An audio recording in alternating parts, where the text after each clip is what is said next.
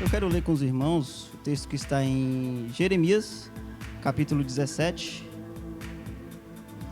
A partir do versículo 7, a gente vai começar a nossa leitura. Versículo 7. Bendito o varão que confia no Senhor e cuja esperança é o Senhor, porque ele será como a árvore plantada junto às águas que estende as suas raízes para o ribeiro e não receia quando vem o calor, mas a sua folha fica verde, e no ano de sequidão não se afadiga, nem deixa de dar fruto. Enganoso é o coração, mais do que todas as coisas, e perverso, quem o conhecerá? Eu, o Senhor, esquadrinho o coração, e provo os pensamentos, e isso para dar cada um segundo os seus caminhos, e segundo o fruto das suas ações. Como a perdiz que ajunta ovos, que não choca, nem assim aquele que ajunta riquezas, mas não retamente, no meio de seus dias as deixará, e do seu fim se fará um insensato. Um trono de glória posto em alto desde o princípio é o lugar do nosso santuário. Ó Senhor, esperança de Israel, todos aqueles que te deixam serão envergonhados, e os que apartam de mim serão escritos sobre a terra, porque abandonam o Senhor, a fonte das águas vivas. Sara-me, Senhor, e sararei. Salva-me e serei salvo, porque tu és o meu louvor. Amém. Até aqui, amados. Curve sua cabeça nesse momento. Senhor Deus e Pai, nós aqui nos colocamos em tua presença, Deus, em oração, louvando e engrandecendo o teu nome, porque temos essa oportunidade, Deus. Esse momento, essas horas que podemos entregar tudo, entregar nosso louvor e adoração a Ti, Senhor. Agradecemos pela liberdade que temos e pedimos que esteja presente conosco, Senhor, instruindo-nos, ensinando-nos, para que o Espírito Santo ele venha nos falar profundamente em nosso coração. Em nome de Jesus, nós te pedimos e agradecemos por tudo. Amém. Queridos, o texto que nós lemos em Jeremias foi um profeta em que ele profetizou num período em que havia em Israel, no povo de Israel, um certo afastamento de Deus. O povo de Israel, eles estavam distanciando de Deus, distanciando da vontade de Deus. E a missão de Jeremias, naqueles tempos, foi uma missão muito dura, muito difícil. Imagine você profetizar para um povo que está distante dos caminhos do Senhor, que estavam ali adorando outros deuses, que não queriam saber do Deus Salvador deles, o Deus que os escolheu para ser povo seu, falando para um povo insensato, um povo duro, um povo insensível com a vontade de Deus. E nessas profecias, Jeremias declarava o quanto eles estavam distantes e o que isso poderia e viria a acarretar para aquele povo. Jeremias ele sofria muito, tanto é que, por sofrer dessa forma, ele foi conhecido como o profeta chorão, porque ele chorava devido à insensatez daquele povo, a dureza no coração daquele povo. Porque, acima de tudo, era o seu povo também. Ele os amava e queria vê-los livres. Ele queria vê-los triunfantes perante o Senhor. Então, Jeremias sofria. Aqueles dias em que o profeta profetizou foram dias difíceis para ele, em que ele teve que falar, ele foi ridicularizado por isso, e não surtia o efeito desejado. Aquele povo ele foi avisado, ele não se reteve, ou se não mudou de ideia quanto às suas práticas, quanto às suas vontades, e permaneceu. E o que aconteceu é o que a história já nos diz, que aquele povo ele foi levado cativo por outros povos, e que sofreu dias difíceis ali no cativeiro. Mas nós não vamos entrar nessa parte.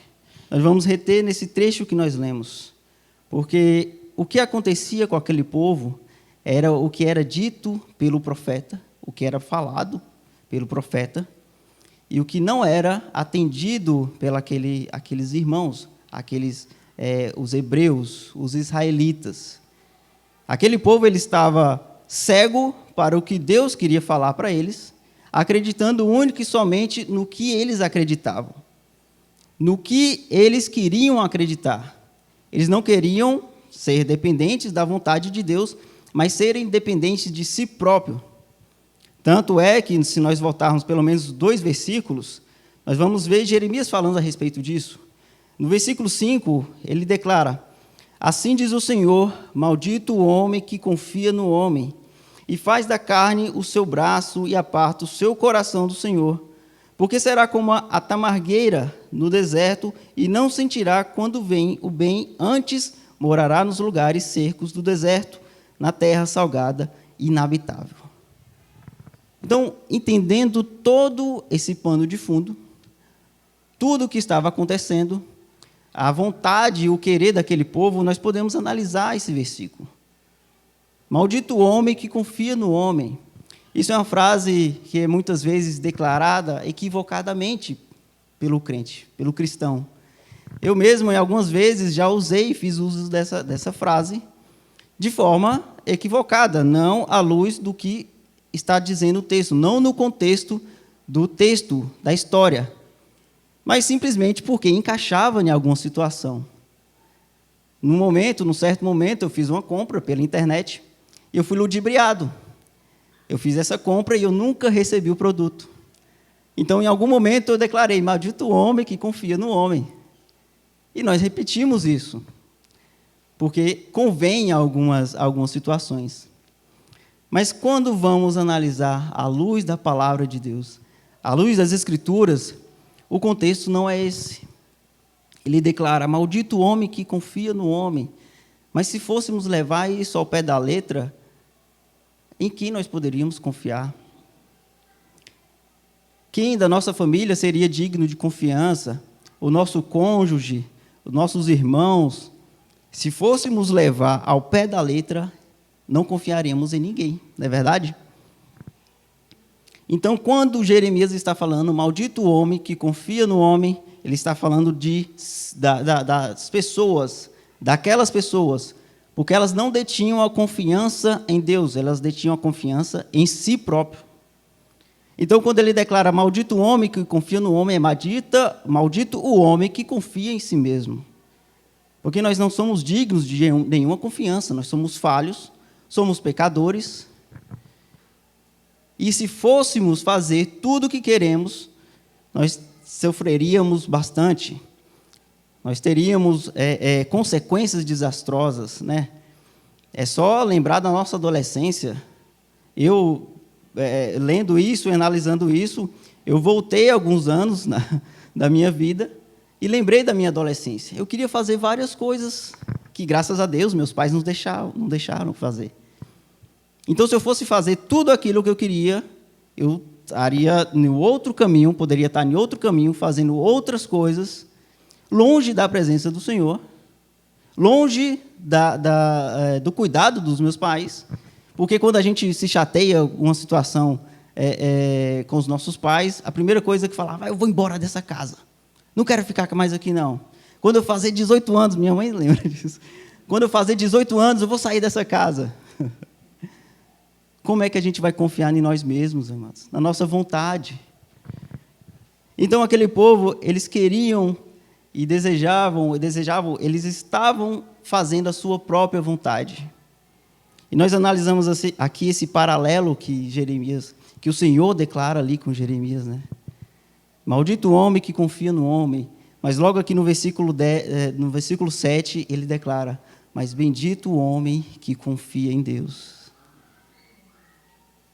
Como é que nós estamos, a nossa confiança com Deus? Nós queremos, de toda forma,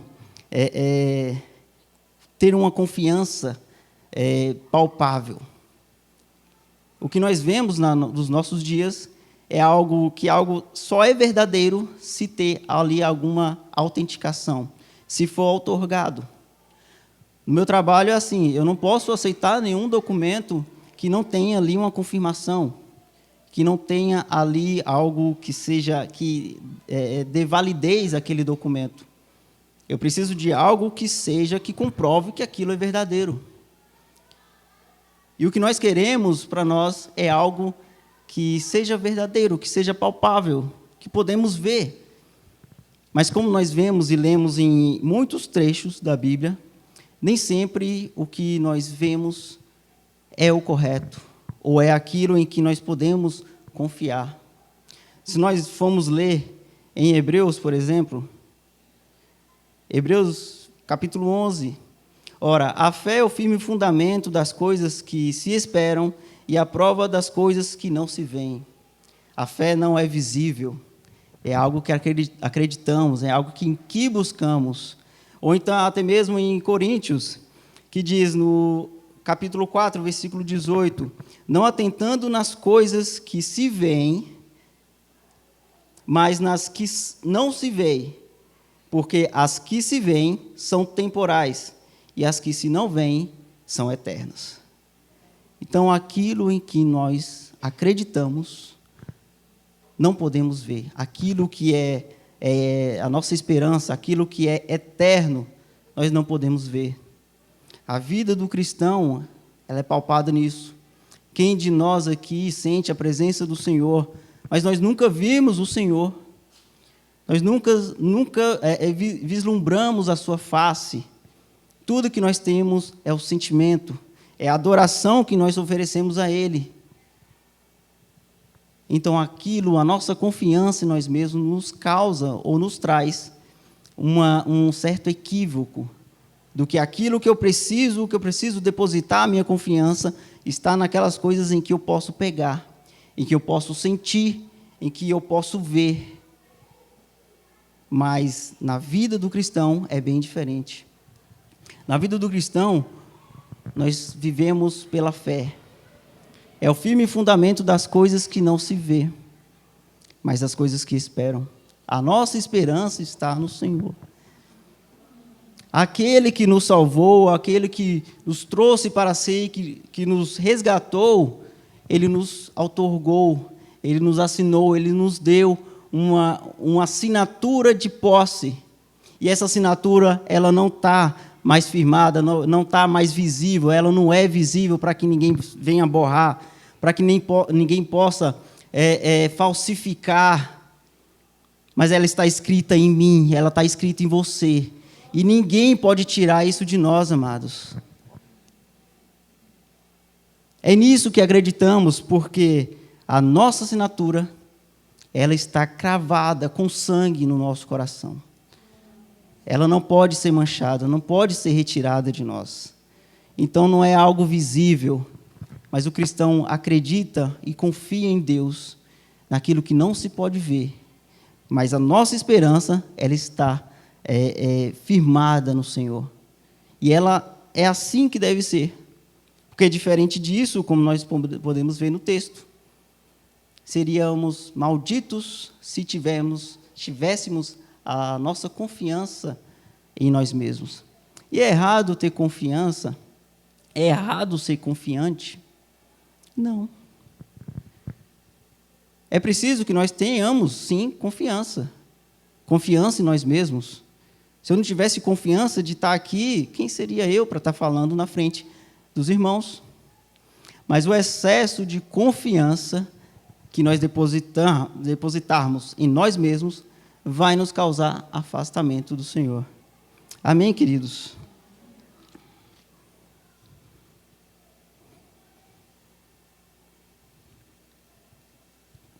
Eu acho que eu vou derrubar essa água a qualquer hora. Graças a Deus.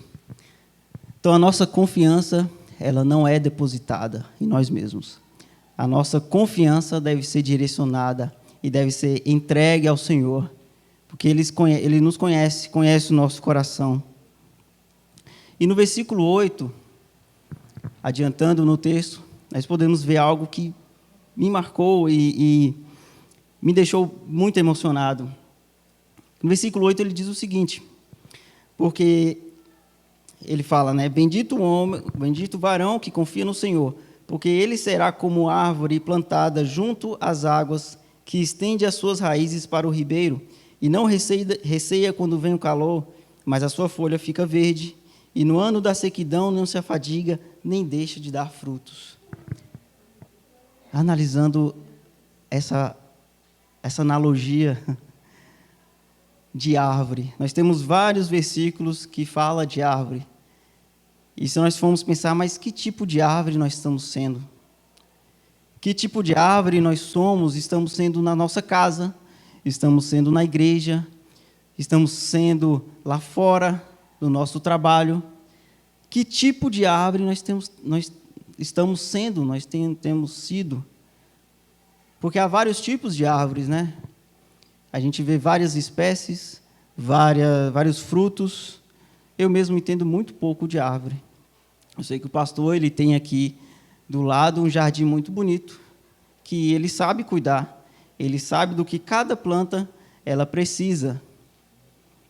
Então, há vários tipos de árvores que necessitam de cuidados, necessitam de algo para dar frutos, para frutificar, para crescer. Então, quando uma árvore ela é plantada em algum lugar que não é propício para ela, em uma região diferente, em que ela não tem o cuidado necessário, ela vai acabar morrendo, ou ela não vai dar frutos, ou não vai crescer. O requisito básico para que uma árvore ela cresça é que ela tenha ali os nutrientes necessários para isso. E se formos trazer para a nossa vida, qual tem sido o nosso tipo de árvore? Onde nós estamos sendo plantados? No versículo 18, fala que a árvore saudável, ela é plantada junto às águas. É plantada junto às águas. Então, esse é o requisito mínimo para que uma árvore ela possa brotar, ela possa crescer. A água é vida. E entendemos que Jesus Cristo, ele é a água viva. Nós temos textos que falam disso. Jesus é a água viva. Aqui fala a respeito de uma árvore ser plantada junto às águas, junto ao ribeiro, e que suas raízes buscam esse ribeiro. Então, vamos parar para pensar, amados, onde nós estamos sendo plantados, onde que nossa vida está sendo firmada, como que eu estou encaminhando, como eu estou germinando, como eu estou frutificando, como estou crescendo na presença do Senhor. Onde é que eu estou sendo plantado? Onde é que eu estou fincando minhas raízes? Se pararmos para pensar nisso, amados, nós vamos perceber e ver o que nós podemos fazer e o que Deus tem feito na nossa vida. Sabe por quê? Porque Ele conhece. O texto nos declara isso. Ele fala no versículo 9. Deixa eu ver se é isso mesmo. Não, versículo 10. Eu, o Senhor, esquadrinho o coração, eu provo os pensamentos, e isso para dar cada um segundo os seus caminhos e segundo o fruto das suas ações. Ele conhece o nosso coração, é Ele que vai nos germinar, é Ele que vai nos adubar, é Ele que vai nos fazer crescer. Então, o que o Senhor está fazendo na tua vida para que você cresça? Há determinados tipos de árvores e plantas que precisam de um certo estresse para florescer. Eu estava lendo sobre isso, eu vi que o ipê você não pode regar muito. Se você regar demais, ele só vai sair folha, ele não vai sair flor. Então, como é que está sendo a sua vida? Como ela está sendo cuidada? Será que você está sofrendo um certo tipo de estresse para que você possa florescer? Para que você possa dar frutos? Porque há determinadas situações da nossa vida em que nós passamos por dificuldades. Nós temos as nossas lutas diárias, as nossas tribulações, que muitas vezes nós questionamos a Deus, mas por que isso está acontecendo, Senhor? Porque eu tenho ido na tua casa todo dia, todos os cultos tenho te louvado, tenho orado a ti. Por que isso está acontecendo na minha vida? Às vezes Deus ele quer nos dar as oportunidades necessárias ou as oportunidades ou a condição necessária para que nós possamos crescer. Dessa forma, que entendemos em que há determinados tipos de planta que precisam de cuidados especiais para florescer, para frutificar. Deus que conhece o nosso coração, que esquadrinha o nosso coração, também sabe do que nós precisamos para que nós possamos crescer. Então, o nosso cuidado com isso é saber o que Deus tem feito, entender os planos de Deus na nossa vida, para que assim nós possamos compreender o que está sendo feito na minha vida, o que Deus tem me proporcionado, quais as condições, quais são as oportunidades para que eu possa frutificar. A Bíblia fala muito em dar frutos, não é verdade? Dar frutos. Nós entendemos isso como algo essencial. Dar frutos. Uma árvore que ela não frutifica, que ela ou então dá frutos ruins, ela não tem outra serventia. Nós vemos isso em Mateus. Ela não serve para nada. Ela é cortada e jogada no fogo. Qual tem sido o teu fruto? Qual tem sido os frutos que você tem dado ao Senhor? Que você está gerando? Quais são as condições que você está sendo colocado e que você não está vendo, em que o Senhor Ele quer fazer você crescer? Ele busca de você algo que Ele precisa na sua obra e que você tem dado as costas. Eu falo por mim, amados, porque muitas vezes a nossa vontade é somente de permanecer no banco, em ouvir, isso é muito bom. Mas às vezes Deus quer mais de nós. Ele precisa da nossa vontade, da nossa vocação. Ele precisa fazer com que a gente cresça na sua obra, porque Ele precisa de pessoas para fazer a sua obra. Ele não vai fazer isso sozinho, não vai fazer a obra por você. Às vezes é necessário a gente levantar, é necessário a gente buscar onde a gente está, fincando as nossas raízes, é ali onde Deus vai nos usar. Porque se nós estamos buscando e fincando nossas raízes junto ao ribeiro, nós estamos obtendo os nutrientes necessários para fazer a obra de Deus, amém? Porque é isso que buscamos. Uma árvore que não dá frutos, ela não tem outra serventia, senão ser cortada e jogada no fogo. E pensando nisso, aprofundando mais nisso, tem determinadas situações que somos colocados em provas. Por exemplo, em uma tempestade, isso acontece muito em cidade grande, né? Em uma tempestade em que há muito vento, algumas árvores caem, não é verdade? Mas por que essas árvores caem? Às vezes a raiz daquela árvore, ela não é profunda o suficiente para sustentar a força do vento, para permitir que ela permaneça inabalável. E quando ela cai, ela faz um arraso. Há outros tipos de árvores que a ação do vento acaba amoldando. As situações que acontecem no meio dessa árvore acabam moldando. É só a gente olhar para alguns coqueiros. No litoral, tem coqueiros que são bem tortos, né? Mas eles não caem. Porque suas raízes ali, elas estão firmadas. Ela acaba sendo entortada pela ação do vento. Ela sofre com isso, sofre essa deformação, mas ela permanece firme, porque suas raízes estão firmes. E quando vem a luta, quando vem a tribulação, quando vem a dor, quando vem o sofrimento, quando vem o vento, quando vem a tempestade, como é que estão nossas raízes? Será que minha raiz está tão profunda, buscando ali o ribeiro de águas vivas, que vai me deixar firme, vai me deixar inabalável na presença do Senhor? ou qualquer brisa, qualquer vento vai acabar me derrubando. A nossa confiança, ela deve estar no Senhor. Ela deve estar fincada, ela deve estar aprofundada no Senhor, buscando os nutrientes necessários para que nós possamos permanecer firmes, inabaláveis. Glória a Deus, amados.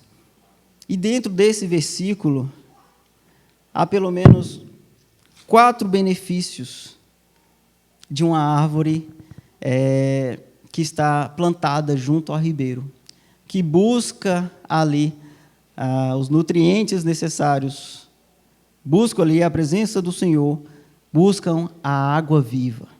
Pelo menos 4 benefícios, e isso a gente vê tudo no versículo 8. Quando nós lemos, adiantando no versículo, porque ele será como árvore plantada junto às águas, que estende as suas raízes para o ribeiro e não receia quando vem o calor. Primeiro benefício. Ela não receia quando vem o calor. Nós temos tido dias quentes, né? E numa tarde em que o sol está mais forte, se nós deixarmos uma planta ou vermos uma planta que está no sol, ela vai estar ali com suas folhinhas murchas, né? Ela vai estar ali tristinha, vai estar ali murchinha. Mas, ao mesmo tempo que esse calor, esse excesso de calor, ele deixa aquela planta tristinha, aquelas folhas murchinhas, o sol que a deixa para baixo também é alimento para ela. Há um processo nas plantas que chama-se fotossíntese, que ela retira alguns nutrientes, retira um alimento do sol, da luz do sol. Então, ela não receia, nós não receamos quando vem o calor, quando vem as dificuldades, quando vem as lutas, quando vem aquilo que nos entristece. Nós podemos sim nos abater, nós podemos sim nos sentirmos momentaneamente tristes, mas isso também tem um efeito de nos fortalecer.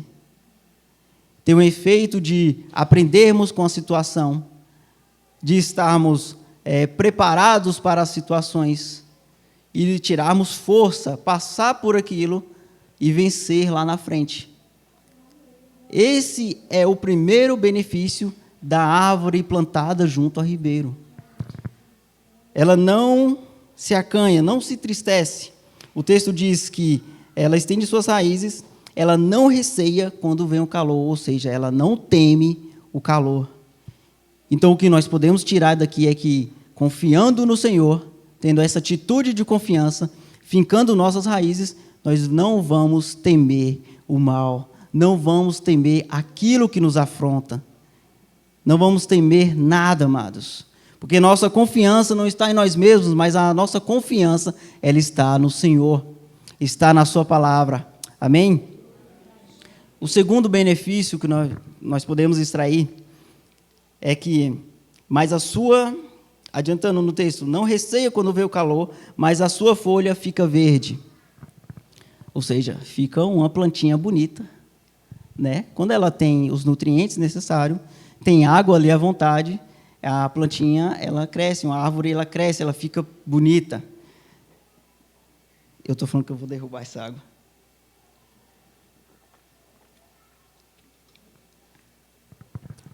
Então, como tem sido a nossa aparência? Qual tem sido a nossa atitude? Como nós temos nos portado em meio às dificuldades? O que nós estamos transpassando, ou seja, nós estamos transferindo com as lutas que nós temos. Será que quando vem o vento, quando vem a tempestade, esse efeito em mim tem causado uma tristeza tão grande que eu não possa parecer feliz? Que eu não tenho uma atitude ainda de parecer feliz com Jesus Cristo? Uma árvore plantada em meio ao ribeiro, próximo ao ribeiro, ela tem alegria constante. Mesmo que as dificuldades elas venham. As dificuldades estão abatendo. Isso é um sinal de que a minha confiança as minhas raízes não estão junto ao ribeiro, se as dificuldades, as lutas dos nossos dias estão nos trazendo tristeza constante, está nos deixando cabisbaixo, é um alerta de sinal. Nós não estamos, então, depositando a nossa confiança em Deus. Porque quando nós confiamos em Deus, as nossas folhas, elas permanecem verdes. Nós permanecemos felizes, mesmo nas dificuldades, amados. Porque a nossa alegria não está nas situações que nos rodeiam, a nossa alegria ela está no Senhor. É dele que nós temos a confiança de que vamos vencer tal situação, de que vamos passar por isso, mesmo que as dificuldades estejam afrontando grandemente a minha vida, a minha confiança estando no Senhor, nós vamos permanecer felizes, permanecer belos, frondosos, uma árvore bonita, forte, mesmo que isso nos deixe momentaneamente tristes. Mas eu vou transparecer a alegria de Cristo. Amém? O terceiro benefício que podemos tirar desse versículo, ele está em que fala que no ano da sequidão, ela não se afadiga. No ano da sequidão, como nós podemos traduzir, como nós podemos traduzir, me fugiu a outra palavra, traduzir esse trecho, no ano da sequidão. Como nós podemos entender? Como está a sua busca, sua oração? Aquilo que você tem orado, que você tem buscado no Senhor, é o emprego? É a libertação de um ente querido da sua família? É para que o seu esposo esteja na igreja, sua esposa esteja na igreja? É para que as portas se abram? É para que você tenha um lar harmônico, harmonioso? Qual tem sido o teu pedido? Você está obtendo resposta do Senhor? A árvore, ela plantada em meio ao ribeiro, próximo ao ribeiro, ela tem a confiança no Senhor, mesmo no silêncio. Na escassez, ela não se afadiga, ou seja, ela não vai temer, porque o silêncio também é resposta. Os irmãos creem nisso? Parece até contraditório, né? Se você perguntar alguma coisa para alguém e essa pessoa se mantém em silêncio, você vai ficar, mas espera aí, você não me respondeu? O silêncio, ele é resposta, amados. Nós precisamos entender que a nossa confiança, ela vai nos trazer o discernimento da situação. Quando Deus ele não responde, ou ele fica em silêncio, nós vamos procurar o que ele quer dizer com isso. Nós vamos poder entender, tendo a confiança no Senhor, nós vamos entender o que ele quer dizer com o silêncio. Nós vamos poder compreender o que o Senhor está fazendo, qual é a condição que ele está colocando, porque ele esquadrinha o nosso coração, ele entende da nossa vida, sabe do que eu preciso. Às vezes o silêncio que Deus tem, a falta de resposta de Deus, é um meio para que você cresça, é um meio para que você frutifique, porque se nós recebemos tudo do Senhor, tudo aquilo que nós pedimos, nós não teríamos esforço nenhum, nós não buscaríamos nada, queríamos tudo de mão beijada. Às vezes o silêncio do Senhor nos força a estar ali, orando, buscando cada vez mais o Senhor. Às vezes o que o Senhor quer da nossa vida é mais proximidade. O que o Senhor quer da nossa vida é mais intimidade conosco. E se nós somente buscarmos, ou querendo resposta, e se não tivermos resposta, nós nos afastarmos do Senhor, não vai ser o propósito dele. A falta de resposta vai nos causar, vai nos levar a buscar mais dele, a ter mais intimidade com ele. Então pare para pensar nisso, amados. Se você não está obtendo resposta do Senhor, busque mais intimidade com ele. Direcione suas raízes para a água viva. Busque ao Senhor. Porque a nossa confiança, ela deve estar no Senhor. Amém? O quarto benefício,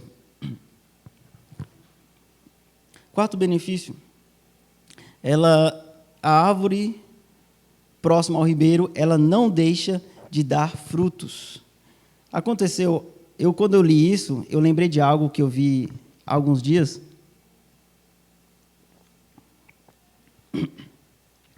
Lá no meu trabalho, no quintal, no fundo do escritório, tem um pé de siriguela. E nessa época, o pé de siriguela ele começa a dar fruto.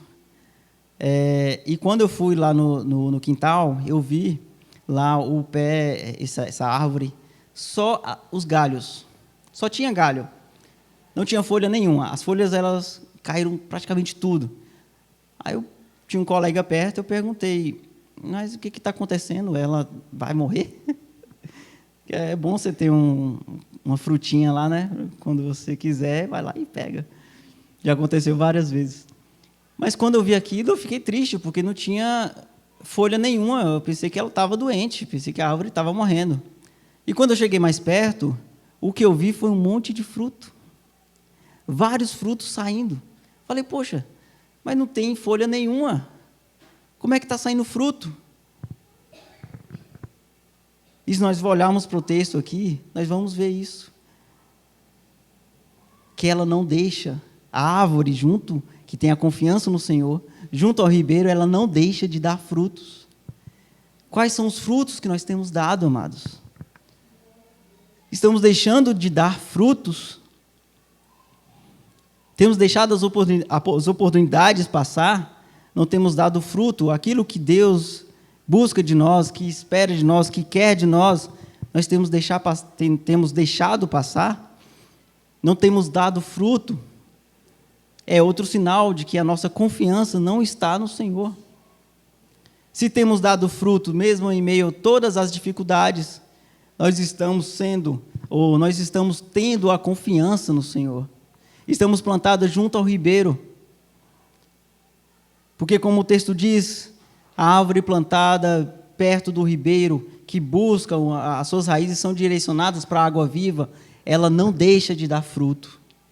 Então, busquemos cada vez mais dar frutos. Buscando dar frutos na obra do Senhor. Buscando dar frutos para que sejam viçosos, para que sejam bonitos, frutos saudáveis. Isso somente nós vamos obter tendo a confiança no Senhor. Mas o que eu preciso fazer? O que eu devo fazer? Busca ao Senhor. Direcione suas raízes para a água viva. Deus tem dado muitas oportunidades para nós. Oportunidade de estarmos na sua casa, de louvarmos o seu nome, entregarmos tudo da nossa vida, todo o nosso louvor, adoração a Ele. Oferecido oportunidade para que possamos estar aqui orando, buscando cada vez mais o Senhor. Uma posição, algo para fazer na obra do Senhor. Oportunidade é o que nos falta. O que nós precisamos é confiar em Deus. Confiar no Senhor, porque assim nós não vamos parar de dar frutos. Não vamos parar de dar frutos. Igual aquela árvore no meu trabalho. Ela parecia, estava feia, estava só os galhos.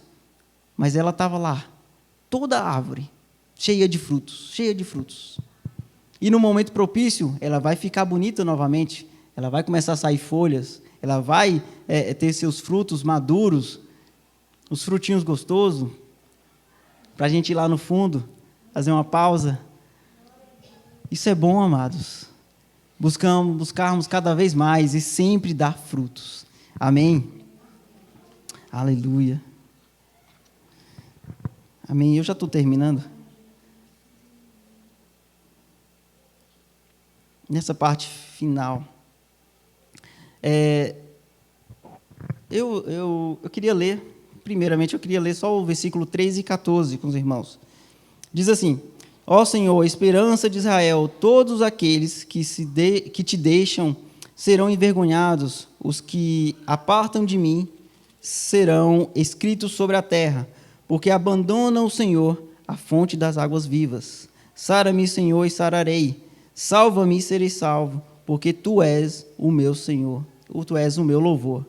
Aqui fala, amados, sobre abandonar o Senhor. Isso para nós não é nenhuma opção.